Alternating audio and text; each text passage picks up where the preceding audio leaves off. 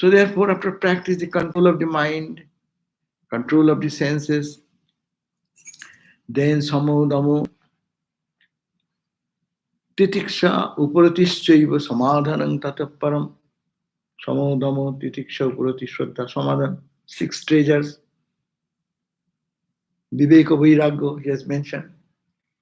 Awareness comes, then detachment is the second point. Tremendous detachment should be in the heart of the seeker of truth. And then he will have to have this wealth characteristic to be imbibed in life, sama, dhamma, control of the mind and the senses, desisting from worldly enjoyments, then titiksha upurati, then shraddha samadhan, followed by equanimity of the mind. There comes one that generates in the heart of a person, that is shraddha or faith. And that faith is very important, as been mentioned in the Upanishad. Shraddha Shrutihi Gurur Vakya Vishwasa. What is Shraddha? Shruti Gurur Vakya Vishwasa. The tremendous faith in the words of the Upanishads, the sages, the statement of the sages and their experiences, and what our teachers give us, are that confirmed truth. We'll have to have this. All these, when one accumulated, then another characteristic, samsara granthi vedena muktum ichchamu mukshata.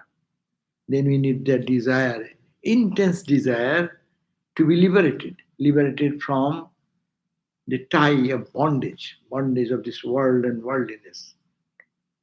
Etat sadhana sampanno, now this type of person who has this type of spiritual practice and accumulated these qualities, then Jiggashur Guru Astrayat.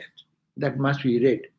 That person should go to a spiritual teacher and then take refuge at the feet of that spiritual personality we call Guru.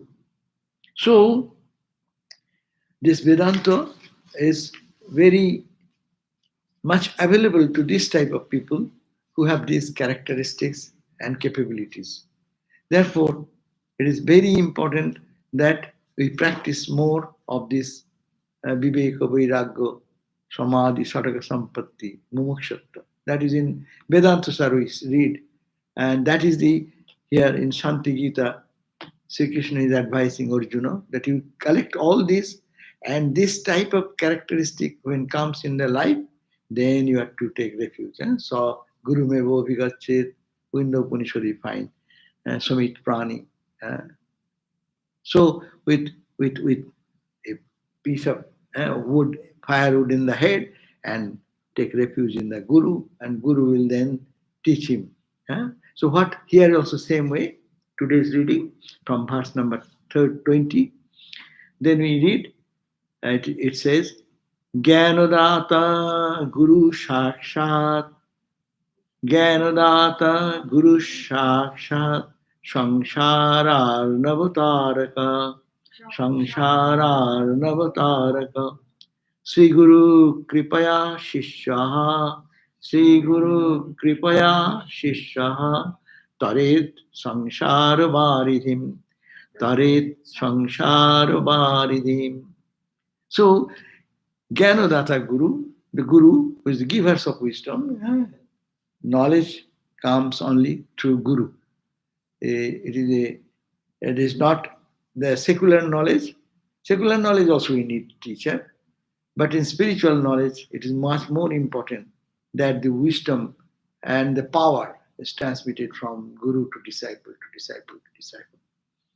So Guru who gives the wisdom, and Jnanodata Guru Sakshat Samsaro Arunava Taraka is the ocean of worldliness, is the savior from the world of ocean of worldliness in which we are ignorantly diving into it, forgetting our divine nature. So Guru gives that wisdom through And Sri Guru Kripaya, by the grace of Guru only, Shishyaha, the disciple, Tarit, will be able to cross the ocean of worldliness. We find that even in the life of Sri Ramakrishna, we find that Guru is necessary to prove that Sri Ramakrishna himself accepted Gurus. He himself, first we see that had all the experience of experiencing the highest wisdom by crying and weeping to Mother Kalima, what are you, please show, and this and that, my life is. So, tremendous, of course, all the qualities what we read now has been perfectly manifested. We do not know how God realization is possible. We look at Ramakrishna's life, then we can really feel that it is possible, that at any moment it is possible. But one student should be ready for that. He should be a student like Swami Vivekananda, and teacher like Ramakrishna, student like Ramakrishna, and teacher like Tutapuri. See, it is instant effect. See Ramakrishna, we are not thinking that he is avatar or no. We are thinking that as a person to demonstrate in life how intense one should be. If we read any scripture and compare the life of Sri Ramakrishna, then our understanding becomes very clear. So here we find that Jnanodata Guru actually Sangshararnava, because the world goes away. World of duality, world of name and form, world of this misconception about Brahman, seeing the world, we see Brahman everywhere. It is only Brahman. What a mistake that I am seeing it as this world of duality. It's men, women, trees, plants, all this diversity. Infinite number of names and forms we see, but we don't see the truth. It is only the Brahman alone, or it is the only Satchidananda self. But it is not that. Who will unveil that covering for me?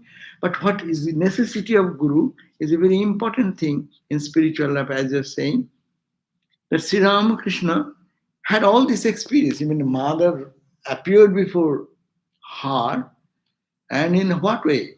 She saw go to the experience. Sri Ramakrishna saw mother, and just at the point when he was trying to kill himself, the mother saw the image of mother, the form, and then it became radiant, and it is light and emitting light, and his whole inner sanctum sanctorium is full of light and effulgence, and then spreading that to the east, to the west, to the north and south is all ocean of light and light and light and light and light, and he was drowned into that. Huh? So, and in that state, he was there that day and next day. So he came back to the consciousness, outer consciousness. So we find that he has have done it so far. Then what? Why again so much sadhana? Why the gurus are coming then? It is to validate, of course, everything happens in the life of the incarnation, the validation of the scriptural truth. So first of all, it is to prove that you have to cry, weep, get ready. And then when you are ready, we need not have to search. Gurus come in our life. In everyone's life it comes, no?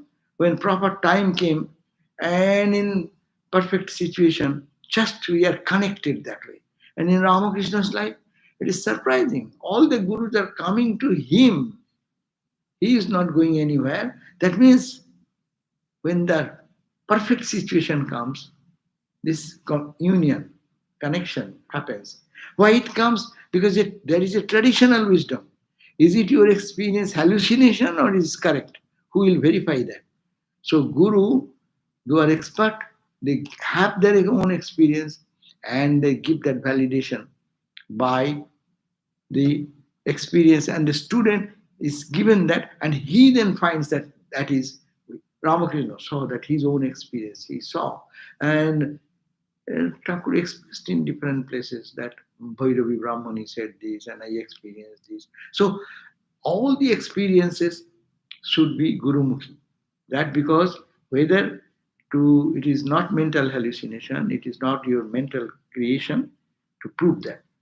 And particularly people like us who are deeply in ignorance, we need some guidance.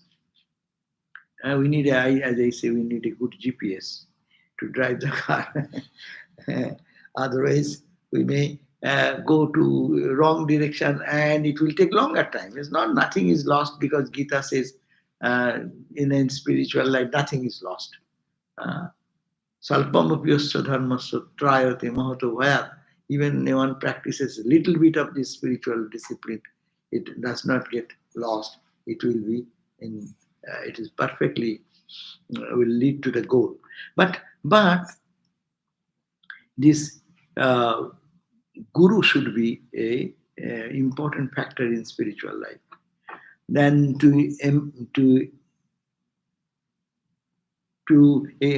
emphasize that, the next verse we find that he's saying that bina acharyam nahi jnanam, bina acharyam nahi jnanam, namuktir napi sadgatihi, namuktir napi sadgatihi. Atah prajadhnatu vidwan, atah prajadhnatu vidwan, sevayatu shayet gurum, sevayatu shayet gurum. Bina acharjam nahi jnanam. Without spiritual teacher, there is no knowledge, neither jnanam, no mukti, no hope of having any liberation. And not even to any chance to reach that ultimate blessed state, Sadgati.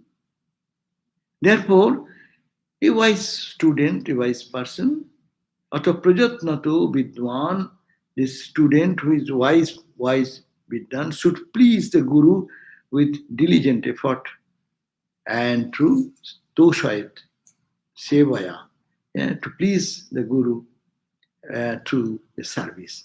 So that's also another point. Why to go to serve the Guru? Because it is in early days. Now through the internet and everything, we get the mantras. People start practicing themselves also. All the mantras are available, all the chants, and people do many things. But then why the Guru is necessary? The Guru is necessary. It is the mantras written is something else, but mantra being to make it alive. Mantra when repeated, it becomes alive in the, and that's impact, this tremendous transformation of the character happens. So that energy which is comes out of sprouting the mantra bija, that should be a power, that power transmission. It's called this transmission of the spiritual power. The Shakti, that's a power. So it is within him. And previously there was not these are available. All this wisdom, this practice were not available. In those days, the time of what we are reading now, in this all the knowledge was in the Guru's knowledge. So it was kept very sacred and secret. And they will not give this wisdom to anyone and everyone. As Christ said, don't throw away your pearls among the swine. And because it does not do any benefit to the person if he is given who is not a perfectly ready student, it will not have good effect. It will have effect, and sometimes is not good effect. We find that even Ramakrishna, no, gave that to Vaikuntha Sandal, no. Vaikuntha Sandal asked and Ramakrishna and said that, please give me, you have touched everyone and I am the only thing asking for so many days, help me. And Sri Ramakrishna said, okay, it will happen, I am sick, let me be better, and it will happen, I will do it. But no, you'll have to do it today. And actually, it touched and it happened. A total transformation came. All the experience of Brahma Jnana, seeing God everywhere, day and night, it started. And by God's grace, it happened. But what happened? After 3 days, seeing God everywhere, with eyes closed, with eyes open, and perfectly feeling the presence of the divine everywhere. It is so overwhelming that he said, I cannot maintain, I cannot handle the situations of day-to-day life anymore. And then he had to go back to Sri Ramakrishna and humbly say, oh, please, I cannot handle anymore. Please take back what is there. And of course, he said, uh, I feel I am what a fool I am. So I could have died in that experience. Why did I go back to give him that experience back, to ask him to take back that experience? But one thing he said, that is the beauty of Brahma Jnana. But whenever I remember, I can feel that experience. So that is the beauty of Brahma Jnana versus our hallucination. Hallucination may appear sometime, but this constant undercurrent, that flow of this knowledge and wisdom, no one can stop that. But sometimes it is covered, sometimes it is less. But whenever he used to remember, he had the experience, same experience. So, that's why it always, I feel that there is a necessity of the student's requirement, very important. And many people want to have samadhi just now. And they think that it can be achieved so easily. But even no, sometimes it shatters our nervous system. It needs very regulated life to lead such life. That's why practice of spiritual disciplines to enhance our capacity, our mental capacity, our purity of the heart. The nerves, as it's called, the nervous system. Our nerves are not tuned to carry those high level of spiritual vibration. No, this is only for mundane experiences of life, little joy, little emotions. It is made for that. But to make it pure, so that it can carry higher spiritual waves and vibrations, we need to do your preparation that we have read today. And that's why the guru is carrying that, but guru are very conservative in that sense. We think gurus are very conservative, but they are not conservative. They were intentionally used to make the student ready for the spiritual wisdom to take in their life. So we find that even in the Upanishads, the Indra and what is it? Indra and Virochana, both of them went to the Guru, and they have heard that after attainment of Brahma Jnana, that one will reach the state of Vishoko, Vijaro, Vimrittu. That will state where there will be no Soka, bereavement, no Jara, old age, no Mrittu. So please teach us. But what happened? The Guru, at first, when he approached, both of them said, okay, you go and do austerity. People may think, what type of thing? We are coming for God realization and they are saying, go and do Satyakama's life we find. No? So we came to Guru and Satyakama's Guru said, oh ma, you come, okay, take my cows and grow and come back when they become 1,000. What type of Guru? Our mind will say, he is very calculating Guru. No, he is not a good Guru. Because he wants his cows to be grown to 1,000. Our materialistic idea will take us to that. But Shraddha is the fundamental thing. That what is there, Satyakama got it because of his Shraddha. Now Guru has given me, and by doing this, and then he prepared himself, and then you see how it happened. The nature, the cows are telling, Bo Bo Satyakama, oh Satyakama. Cows never say like that, but he is hearing that voice, and then that all the corners are all filled with Brahman like that, light, God, but 4 days, 4 teachings, no. And when he came to Guru saw his face beaming with joy, no. He said, Hari, I see that. Your face is beaming with joy. Did you give up this Guru and you took some instruction from some other Guru? Then this humility of the student. See, he said, "No, sir. These things happened. Huh? This I got from the cows and the fire and this mud bird and the rolling of the river. I heard all these things. I do not know, but I want from you." Again, to confirm that experience, Guru said the same teaching. So it is very important to get it that way to purify ourselves.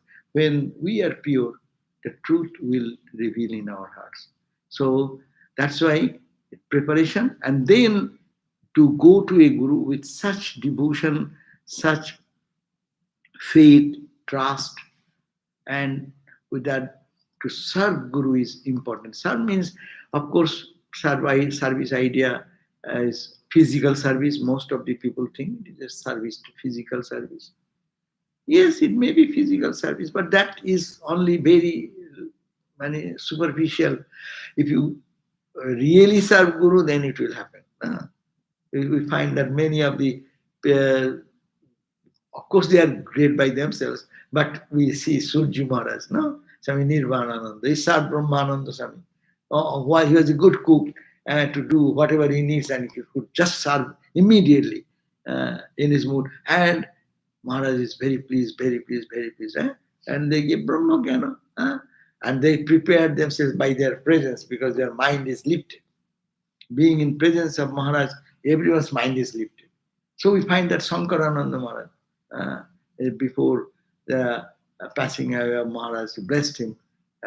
So the same Brahmajnana idea. So we find that by seva, but but where will you get such Brahmajnani like Brahmananda, like Shivananda, Brahmananda? No. So for us, what to do? Personal seva is a physical thing. It is too insignificant. It should be if someone gets a little bit, but that is not important. Important is first the Guru instructs us meditation, prayer, and to purify our heart.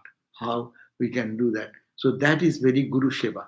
The Guru Seva is a important part. That's why Guru Vidwan Sevaya to Soyed Guru. By Seva, he will have to please the Guru. Why please the Guru? Then Guru will give his heart more, earnest seeker. If the teacher finds a student very need, even in our material world it happens, no? In the classroom, when a student is very keen and earnest, the teacher gives away all the knowledge, no? So in spiritual realm also it happens like that, no? So when they find that such a wonderful teacher, then the teacher, a student, the teacher wants to pour his all knowledge to this student. No, we find that example in Swamiji's life. What is that? That Dhanraj Giriji in the Uttar Casino, and that time he wanted to learn the scriptures, and he approached him, and because he was not Brahmin and other things, that were the those days system. So he said, "No, you cannot. You are not fit to listen to these scriptures." But see the Shraddha of the student, and Vivekananda is Vivekananda. But giving this example, what he did, this guru who rejected him, and he didn't give up. So he was sitting in the steps, and early morning this discourse was going on, Brahma Sutra, no? And then whatever discussion goes on, and Swamiji was sitting in the steps at a far away distance, and the steps of the hall where this class was going on. And one day passed away and he silently left. Second day it happened. And third day, he after listening, he was going away, but the Dhanraj Giriji, he was also coming out, and he saw someone is in the darkness moving some direction. He said, "Hey, who is here?" And then somebody came and stood before him. He said, "Who are you?" "No, I am this," whatever he said, "I am this." And then said, "What are you doing here?" "No, I was listening to you." "You are listening to me? What you will understand? What did you?" "I was listening here 3 days now." "No." So Please tell me, what shall I describe? Which day's lesson? Like, oh, is so? Tell me, what did I say 2 days before? So he started first day, you take this verse of the Brahma Sutra and you explain this way the Sankara's commentary and you gave your commentary like that. Exactly as if he is recapitulating or like a, what you call, tape recorder. And first day you did that. And second day you took up this verse, Brahma Sutra, and then you explained in this way, and that is the Shankara said this, and you argued this way, and you come to this conclusion. And today you started here and you ended here. This is your conclusion today. And Dhanraj Giriji was so excited. He rejected him, saying that you are unfit, you are not a Brahmin, and you have taken sannyas. Who is your sannyas guru? This, that. And he said, ah, and he said, you stay here and I'll give everything what I have. I have learned what I have learned. I'll give it to you. And then he started staying with him then for some days. But anyhow, again, it was a different story. Suddenly somebody said, uh, told Dhanraj Biriji that I am going away. I'll have to go back. Where? Where do you go back? Oh no, I'll have to, my Guru Bhai is, some Guru Bhai is sick.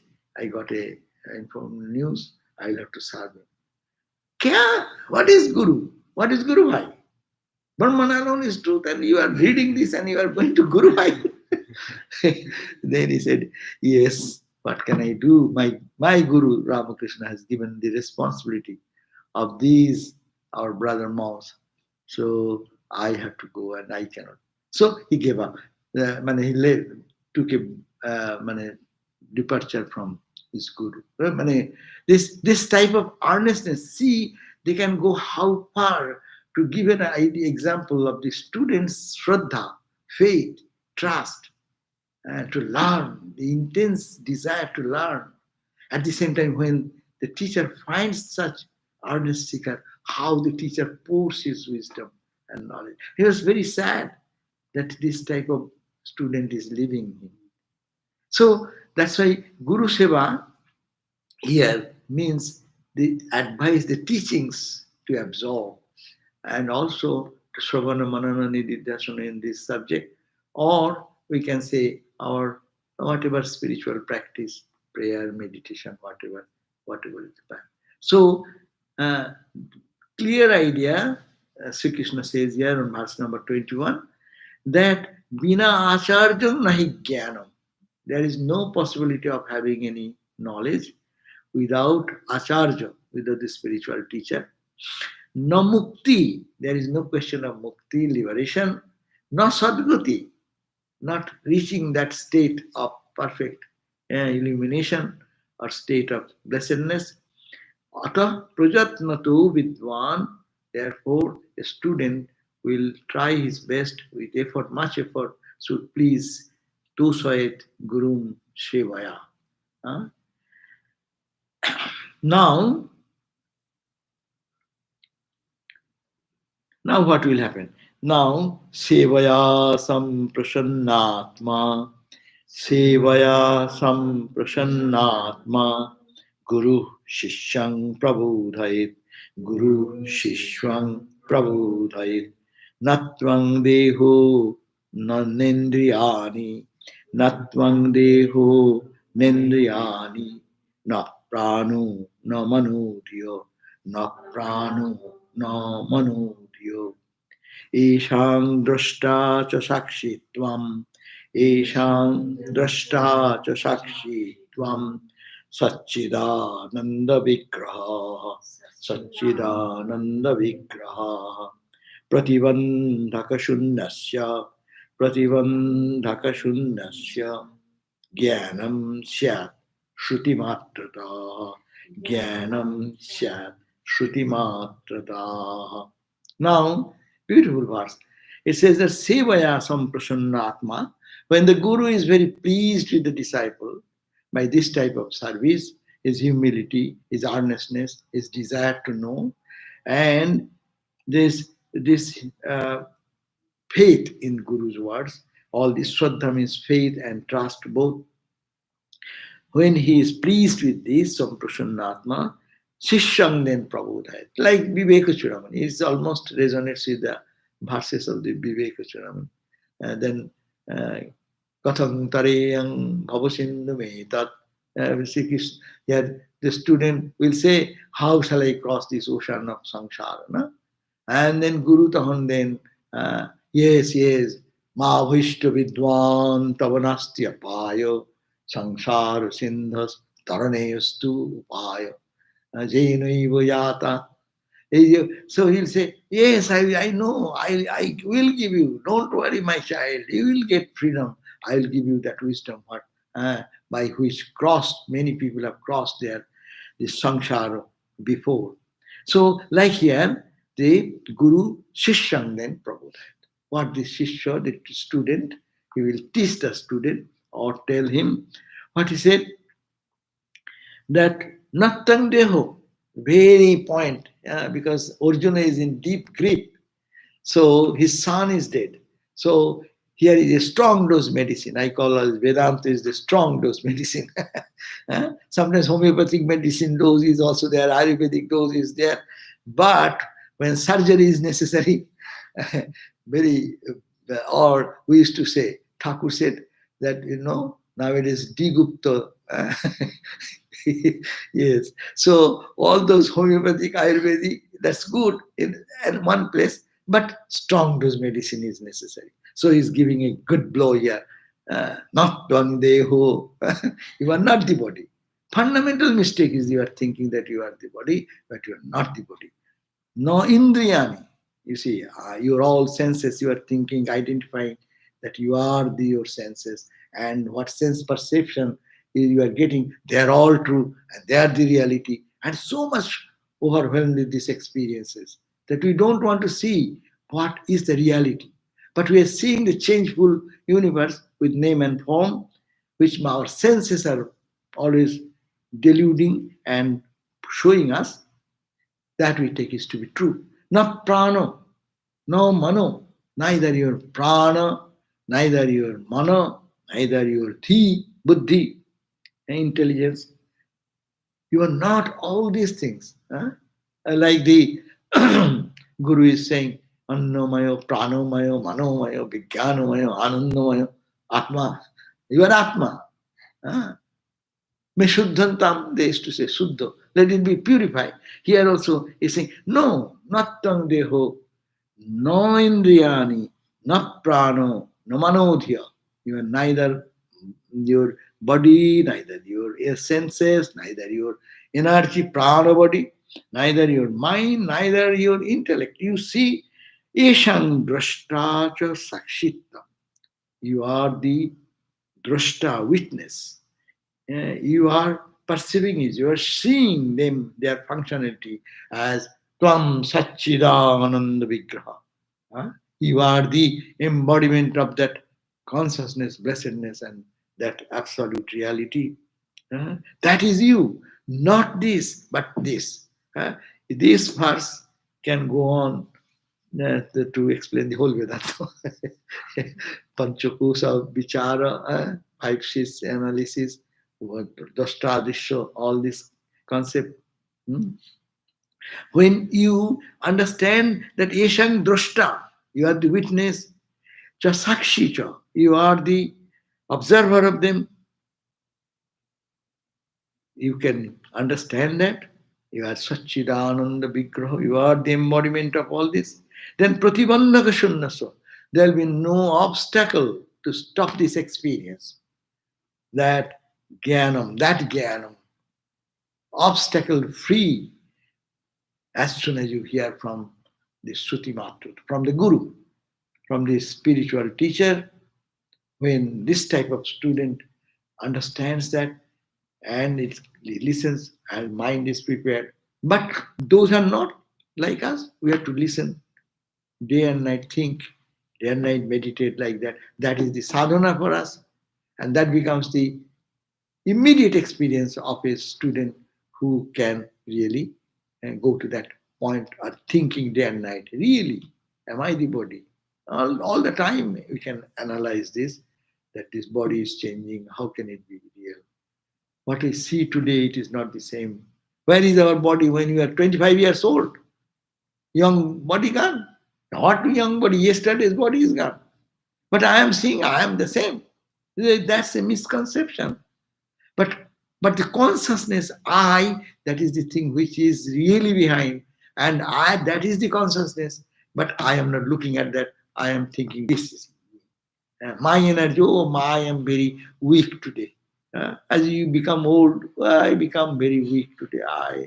I have no energy, no? So you think that your energy is you, energy is full, energy is less.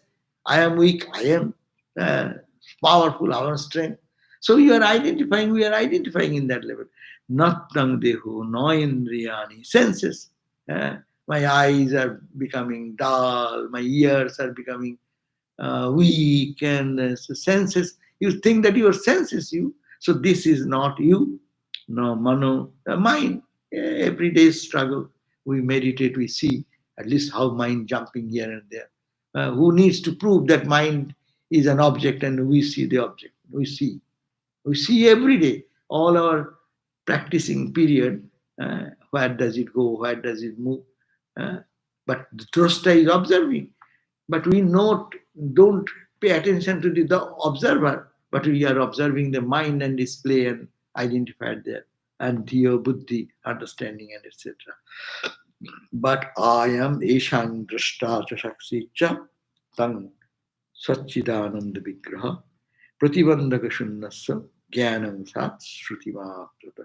So, as soon as one hears this, when perfectly pleased by the service, the Guru will awaken the disciple by teaching, you are not the body, neither the sense organs, nor the vital energy, nor even mind and intellect.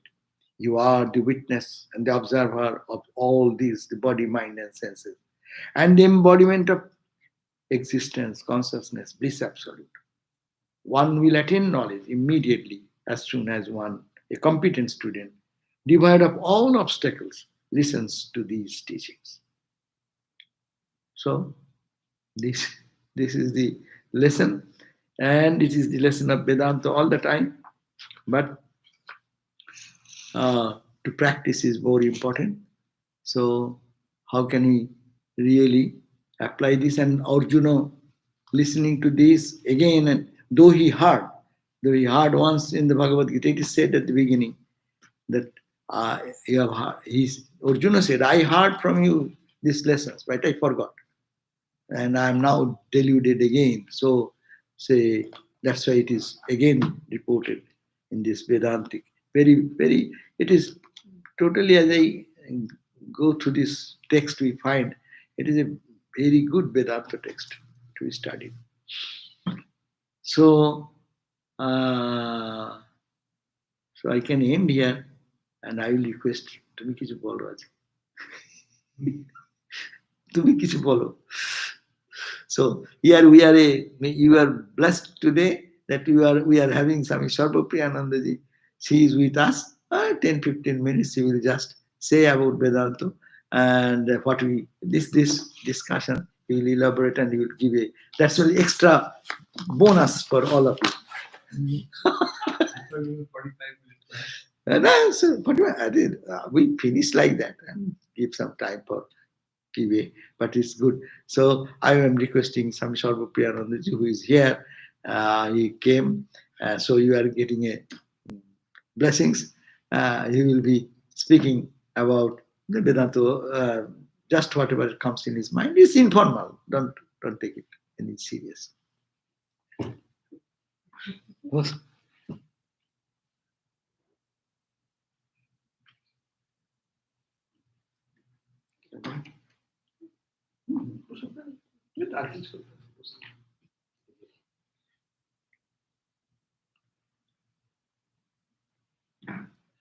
Well, I certainly wasn't expecting this when I came to the class, but Maharaj's wish has to be taken as a command.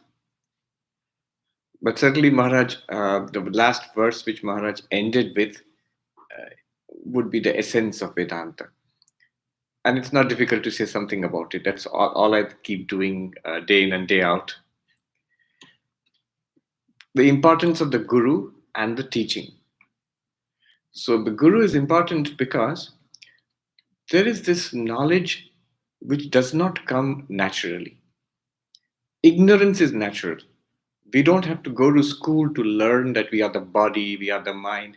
That comes with our birth. Shankaracharya says in his Adhyasa Bhashya, Introduction to the Brahma Sutras, his commentary, he says that Naisargiko ayam loka vyavahara. This is natural, the transactional life uh, which we have day in and day out. We think we are the body. We don't even think that. We accept it without question.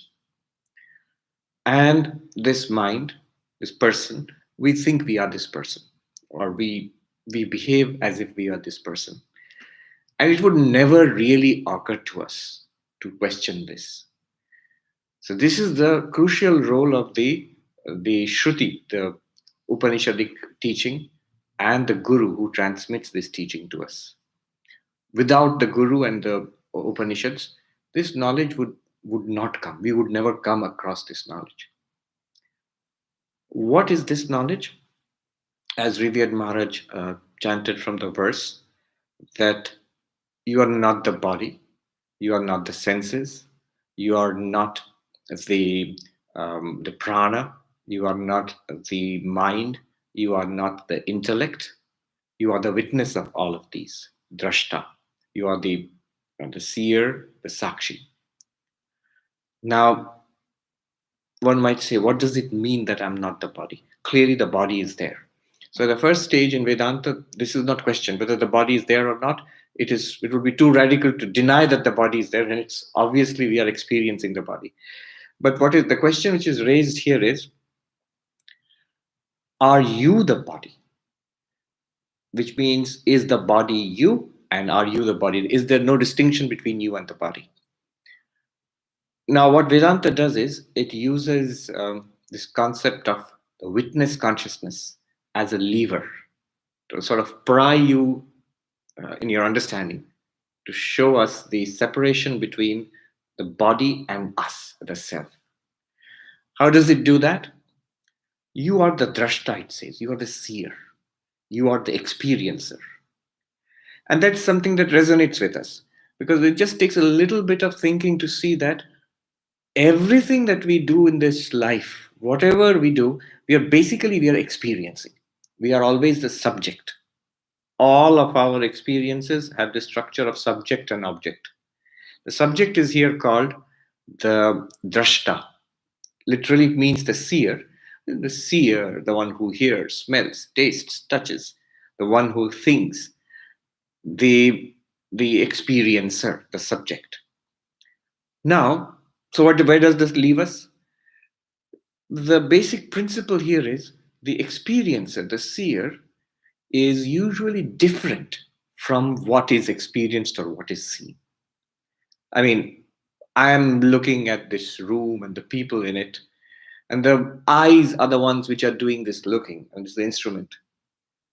And what they are seeing is very distinct from them as entities, just in a very simple, naive way. Physically, they are distinct. Unless something is physically separate from the eyes cannot see them. In fact, the only thing that the eyes cannot see are the eyes themselves. So something has to be at a little distance from the eyes, separate from the eyes, and then only the eyes see them. The drashta, the seer, must be different from what is seen. Generalizing, it's not just seeing, it's hearing, smelling, tasting, touching, all of that. The knower is different from what is known. This is the principle. Now, if you apply that to the body, immediately it becomes stunningly obvious. We know the body. It's very, very clearly known. You see your own body. You can touch it. You can smell it. You can feel it in every way. So the body is an object, which is an object of our knowledge. And because it's an object of our knowledge, it must be different from us, the knower, the seer. This is not something that is ordinarily obvious to us.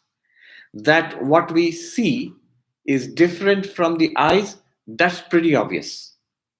But the body is different from us, that's not obvious at all. And this idea is worth staying with. And it's not very difficult. If you stay with this idea that body is an object, you'll begin to feel, yes, I am not exactly the body, and body is not exactly I. I'm continuously experiencing it. And then we think a little more and we feel, hey, wait a minute. When I fall asleep and I dream, I don't experience this body. I continue to experience. I have dreams. I see people. I go to places. Maybe I'm eating. I do many things in my dreams, and I have experiences. Experiences continue in the dreams, and this body, which is sleeping on the bed, forms no part of those experiences. That means I, as an experiencing subject, I can continue without even experiencing this body. How can I, the experiencing subject, literally be this body? So that, at least that idea takes root. And then we apply it to a much more subtle level, which is our sensory system. This whole seeing, hearing, smelling, tasting, touching, all of these senses which form the bulk of our experiences all the time. Am I the senses? I'm not the objects which I experience, all right. But am I the senses themselves, the entire sensory mechanism? But that system also is obvious to me. I'm aware of my eyes and the functioning of my eyes. If I can see clearly, then I'm aware of it. If I cannot see clearly and I need glasses, I remember at one time I stopped seeing clearly. The letters on the page became fuzzy. So I went to the doctor. And the doctor said, after examining my eyes, he said, "It's serious, Swami." I said, "What?" "It's irreversible, Swami." I said, "Oh my God, what is that? What happened?" "You have hit 40." And there's no way back. So he said, apparently it's one of the surest signs of being over 40 that your eyes begin to focus a little less precisely. So you need glasses. That means I'm aware of my senses and the operation of my senses. If I'm aware of it, then I am the knower, and the senses are also known. The instruments by which I know the world are also known by me. If they're known by me, they are not me. So I am the sensory system, this extraordinarily powerful set of tools by which I draw in information from the world outside. I'm not that either. And then it becomes even more powerful. This mind, which is doing all this thinking, thoughts, feelings, emotions, memories, and processing all that sensory data, this very subtle thing which is going on inside me, completely first person. Nobody has any access to it. But this first person experience continuously having, this is called the mind.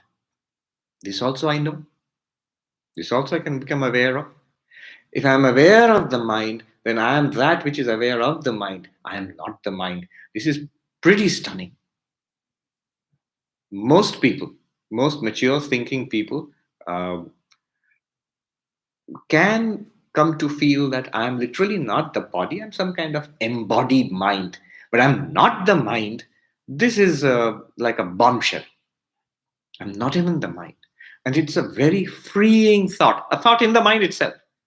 I'm not the mind is also a thought, but it's a very freeing thought. You feel tons lighter. Body is still there. Senses are still working. The mind is still there. I'm none of it. And they are still working. Even the intellect. Vedanta, we have this thing about partitioning the mind into two parts. One is the mind with certain functions like memory, ego, sensory processing, and so on, and the intellect, because the intellect is what we use for understanding and comprehension. But that intellect also is a process. It's definitely a part of the mind. We are aware when we understand. We are aware when we are struggling to understand. When we are aware when we fail to understand. The activities of the intellect are very clear to us. In that case, I am that which is aware of the functioning of the intellect. I am not even the intellect. Na manodhi. So I'm not that either. I'm not even the life forces which sustain this entire system. Body, senses, mind, intellect. The whole thing is sustained by biological, physiological forces. It's called prana. When it is vigorous, I feel it. When it's weak, I feel it. I know it. When I'm breathing in, I know it. When breathing out, I know it. The breath is the most visible manifestation of this prana. The whole mindfulness, breathing awareness industry depends upon it, that you're knowing it. But what Vedanta takes away from it is, you know it, don't you? Yes, I know it. In that case, you, the knower of the prana, you're different from the prana. You're different from the body, you're different from the senses, you're different from the prana, you're different from the mind. You are a different, distinct entity from the intellect. Here, the Anandamaya Kosha is not mentioned, but it's taken implicitly. So the entirety, as Maharaj mentioned, the entirety of the Panchakosha Viveka, the analysis of the 5 sheets of the human personality, it's just indicated in one phrase here. You are the knower of all of this, but not quite the knower either, because knowing is a function of the mind and intellect. So he says, Drashta Sakshi. You're not a knower in the sense of knowing through an instrument, through the eyes, through the mind, through the intellect. No. You are that which continuously shines and illumines. So the Sakshi is not a knower. The Sakshi is the witness consciousness which shines, just like the light. It's not a process. Knowing is a process. So in Vedanta, we use 2 words, Sakshi, Pramata. Pramata is the Sakshi itself. When it engages with the mind and the intellect and senses, it becomes a Pramata. But in itself, it is just light shining. Light means not this kind of light, awareness, consciousness. It's just constant, pure consciousness. Pure means in the entirely, totally subjective sense, without the least taint of objectivity there. So this pure subject shining is the drashta, the sakshi. I think we'll stop there. Yeah, one question. Oh, there's a question? There's some. Are these the questions? That's one question. Can you read it out? Yeah, you can. Okay. There's a question here. If we pretend that we are not the body while not having realization, does that help in the path to realization? 2 points here. First of all, don't pretend. Vedanta is the path of knowing it. The immediate objection to all this is, I sort of get what you are saying, but it doesn't work in practice. In practice, I run into a lot of problems. And I say, which is something that might be shocking, don't try to practice these things. It's like somebody, your rich uncle left you a Ferrari and you don't know how to drive. And you take it out on 101 out there. You're going to crash. First, practice driving in the parking lot before you take it out for a spin in traffic. So, first is to clearly understand. Pretend means you're already thinking about what you're going to do later on. But first, clearly understand, in what sense am I not the body? In what sense? The body is there. You don't have to pretend that there is no body. The body is there. Notice, one thing to keep in mind is Vedanta is never against experience. Vedanta never denies our experience. Vedanta just gives us a deeper understanding of what we are experiencing. Vedanta, in fact, asks us to take a very close look at what we are experiencing. We are experiencing the body. And we are experiencing the activities of the body. At no point we experience anything like a fact that I am the body. No, that's not there at all. Start there. It's like telling somebody, it's not a good example, but still, when you understand that you are not the car, you can use the car better. If you are under the delusion that you are the car, you're going to be an awfully poor driver. So do you have to pretend that you are not the car? No, you don't have to pretend. You have to know that you are not the car. This is not a game of pretending something.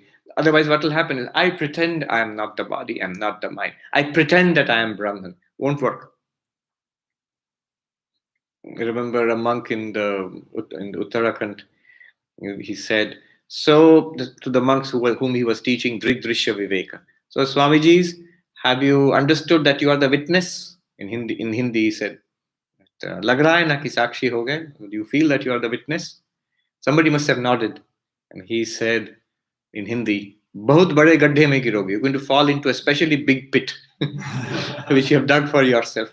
That pretend sakshi, the pretend witness, is not going to serve you. You can pretend to witness that means you can practice witnessing your thoughts.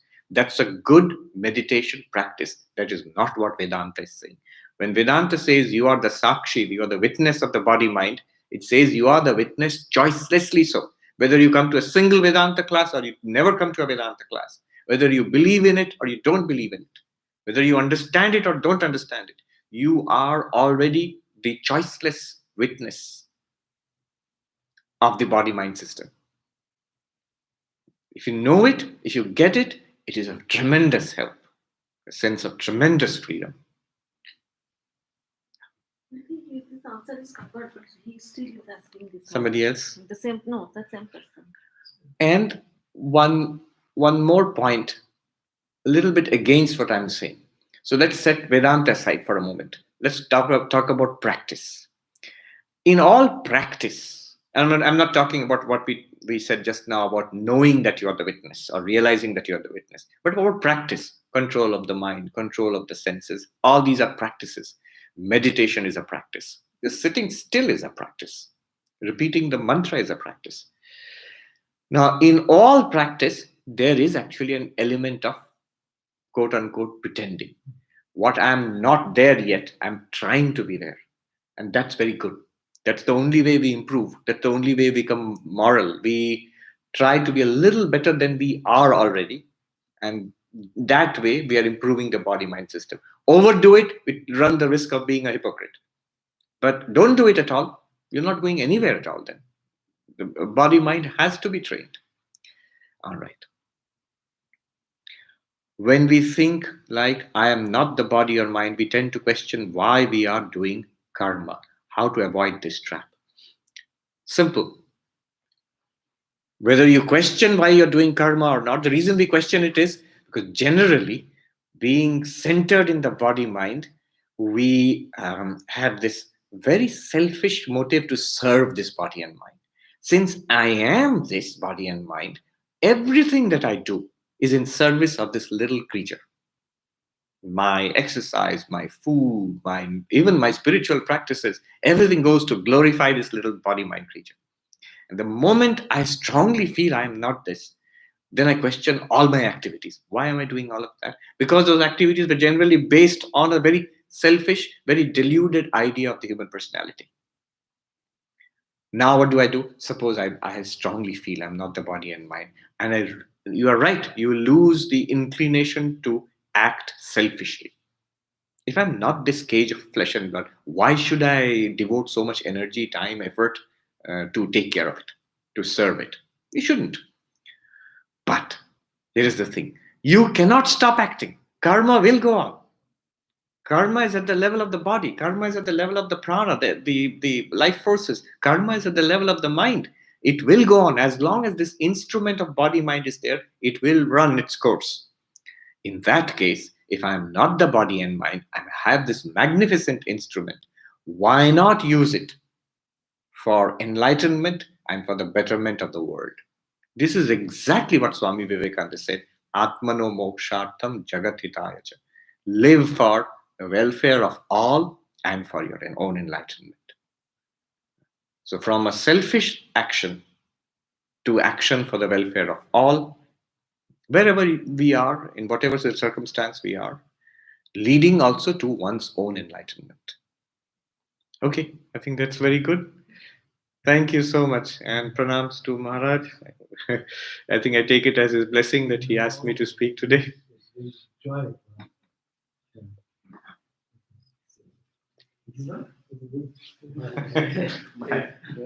Wonderful. Yeah. So you have really got a bonus. Really, I was thinking that he's here. So really, yes, given the synopsis in short period. You listen long lectures, but with the short expression of 15 minutes, you got the nutshell of entire Vedanta. And there's question of practice. If we can do that, if we can do that, not you, but we, then really great blessings will come upon us.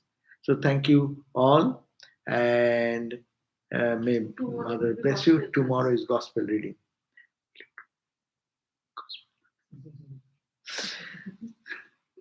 Okay, so tomorrow is gospel reading at 7:30. Om Shanti Shanti Shanti Hari Om Tat Sat Sri Ram Krishna Arpanamastu. My thanks to Swami Sarvapriyananda again. Jai Ma.